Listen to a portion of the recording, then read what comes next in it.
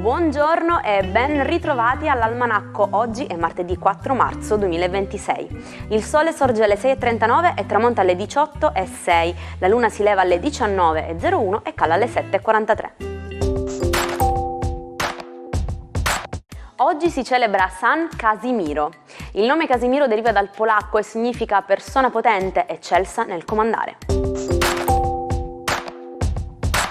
Oggi 4 marzo si celebra il World Tennis Day, la giornata mondiale di promozione e diffusione del tennis e dei suoi valori.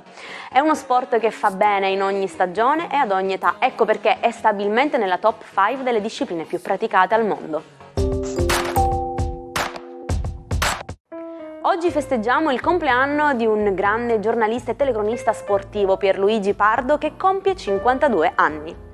Voce ufficiale della Serie A e del videogioco FIFA, ora FC, Pardo ha saputo coniugare competenza tecnica e grande capacità di intrattenimento, diventando uno dei volti più amati del racconto calcistico in TV.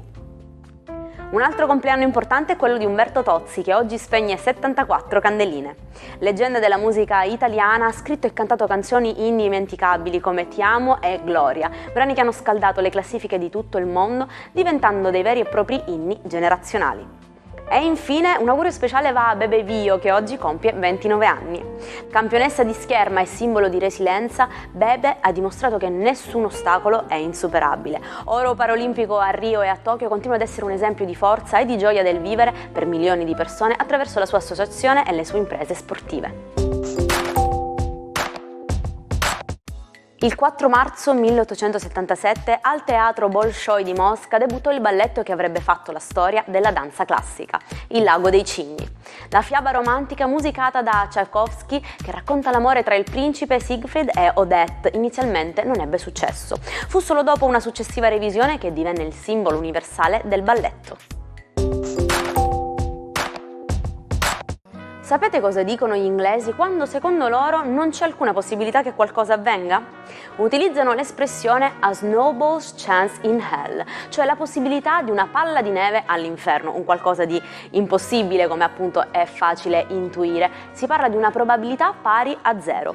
La povera palla di neve non sopravvivrebbe, non avrebbe scampo tra le fiamme. Il 4 marzo 1950 il mondo si innamorò di una nuova eroina, Cenerentola. Il film di Walt Disney fu un trionfo che segnò la rinascita della casa di produzione. Con le sue canzoni indimenticabili e il messaggio di speranza "I sogni son desideri", il film ha conquistato intere generazioni, diventando così uno dei capolavori assoluti dell'animazione. Lucio Dalla è stato un artista straordinario e profondamente originale. Nato proprio il 4 marzo 1943, data che dà il titolo a uno dei suoi capolavori, Dalla era noto per la sua genialità eccentrica, da pomodori ricevuti al debutto fino agli orecchini fatti con le ciliegie o al suo legame indissolubile con la sua gallina domestica. Un matto nel senso più nobile del termine, un uomo libero che ha rivoluzionato la canzone d'autore.